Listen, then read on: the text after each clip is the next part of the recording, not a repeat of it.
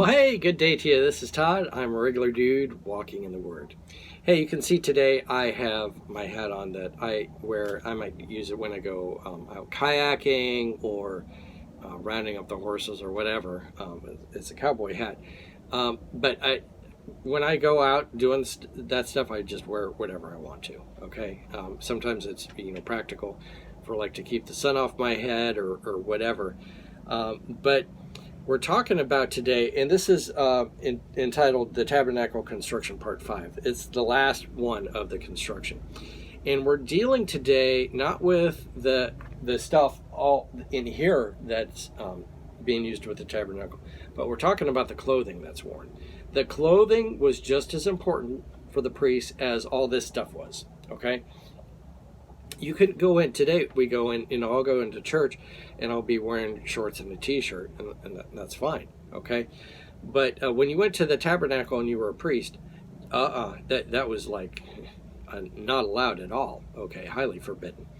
And God had laid out exactly the way the priests were to be dressed in going there. And there was a lot of symbolism with everything that they wore. And you can look at our previous episodes and all the different stuff that the priest wore, and the symbolic reason for all that stuff that they wore, all the colors and the garments and everything, why they wore that stuff. Each thing had a purpose. When I am working, the clothes I wear have a purpose, and when I do a run or a bike or whatever, like say my bike clothes, those bike clothes have a purpose. The reason I wear the one shirt I wear is because it has pockets in the right spot, and the pants that I wear, they take the sweat away from me, and they don't cause restriction and all kinds of stuff like that.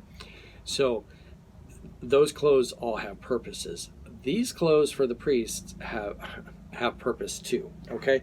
And so we're talking about the clothing today, and this is the last of the tabernacle construction episodes. And this is taken from Exodus 39, chapter 39, verses 1 through 31 today, okay?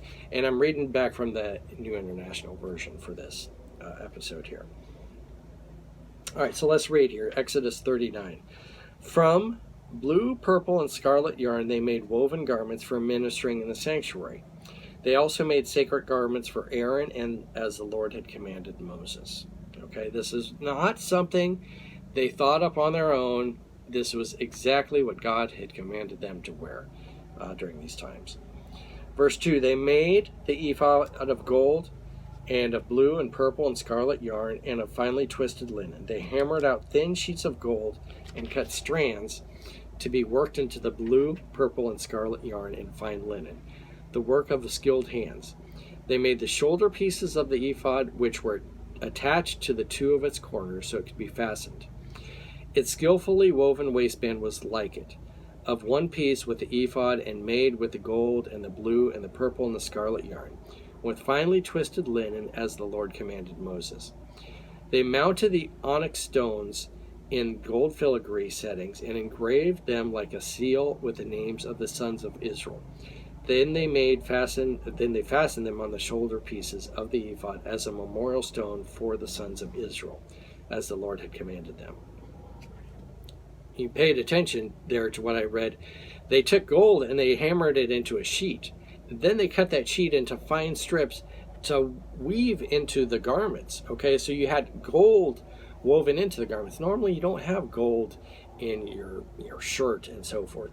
But they actually wove gold into that garment too, okay? So it's an amazing thing, and it all had symbolic significance here, okay? Again, I'm going to go back to this book here, Seeing Christ in the Tabernacle, by Ervin Hershberger here. A great book to help us understand. And if you haven't read the book yet, I encourage you to read it, because it points out everything that we've talked about here, about the significance of seeing Christ in the tabernacle and why this stuff is all significant. Why gold was woven into the clothes. There's a purpose for that, okay? All right, let's continue on verse 8. They fashioned the breastpiece, the work of a skilled craftsman. They made it like an ephod of gold and of blue and purple and scarlet yarn and a finely twisted linen. It was square, a span long and a span wide, and folded double. Then they mounted four precious stones on it. The first row was carnelian, chrysolite, and beryl. The second row was turquoise, lapis lazuli, and emerald. The third row was jacinth, agate, and amethyst. The fourth row was topaz, onyx, and jasper.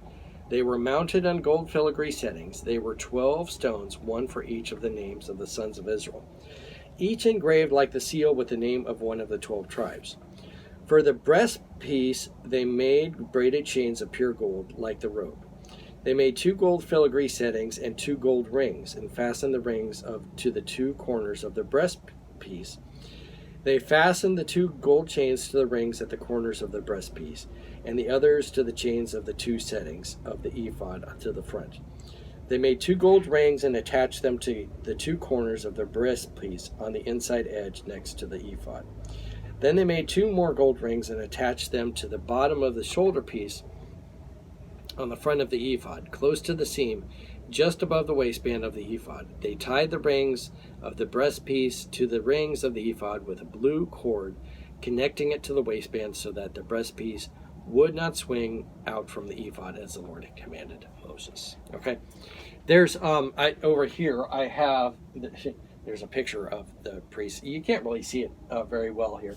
I do have another picture here too of a priest, and this would be similar. You'd see the breastplate and all that stuff that he would wear and what he wore on his head and all that stuff. So that that helps us understand it. Now, keep in mind the significance of all this was no one else wore these clothes. It was just the priest that wore them. Okay, and you weren't really allowed to be wearing this stuff. You didn't really want to wear this stuff, except if you were the priest. And the clothing set the priest apart. He wasn't just a regular guy. He was a priest, and he was the one that was the go-between between the people and God. Okay, let's keep reading here. Verse 22. They made the robe of the ephod entirely of blue cloth, the work of a weaver, with an opening in the center of the robe like the opening of a collar, and a band around this opening so that it would not tear. They made pomegranates of blue and purple and scarlet yarn and finely twisted linen around the hem of the robe. And they made bells of pure gold and attached them around the hem between the pomegranates. The bells and the pomegranates alternated around the hem of the robe to be worn for ministering, as the Lord commanded Moses. For Aaron and his sons they made tunics of fine linen, the work of a weaver, and the turban of fine linen, the linen caps and the undergarments of finely twisted linen. The sash was made of finely twisted linen in blue and purple and scarlet yarn, the work of the embroiderer, as the Lord commanded Moses. They made the plate, the scarlet emblem, out of pure gold and engraved it on it like the inscription on a seal, holy to the Lord. Then they fastened a blue cord to it and attached it to the turban as the Lord had commanded Moses. Okay, we're going to stop there. That's at verse 31. This concludes pretty much the construction. Tomorrow we're going to talk about like the final inspection of the tabernacle here. But this concludes everything, and it concludes with, we started out with, making everything in the tabernacle here itself, and then in the courtyard, and all that stuff, and then the cost of making all this stuff, and then we concluded today with the garments that the priest wore to minister to the people here.